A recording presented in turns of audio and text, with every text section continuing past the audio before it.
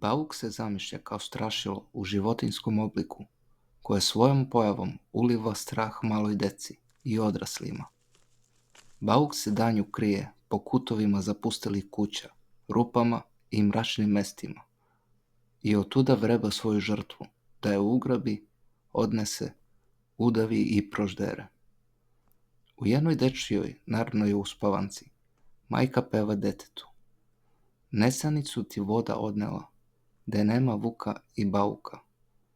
Bauk se goni bukom, vikom i svetlošću, a tako se gone i medvedi.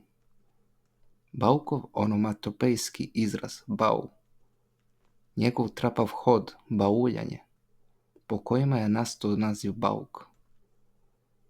Njegova mesta prebivališta, proždrljivost i druge osobine upućuju na to da se baukom nazivao medved, a ne vuk kako su mislili neki pisci. Prava srpska reč za medveda je nastala pod uticajem tabua i straha koju je ta zver izazvala u narodu. Zato su ga nazivali medvedom ili medojedom ili baukom, da bi izgubio svoju moć i strah koje je izazivao. Medved je retka zver u našim planinskim krajevima, ali zbog starijeg, moguće i prastarog straha od medveda, održao se običaj u svetkovanju Mečkinog dana.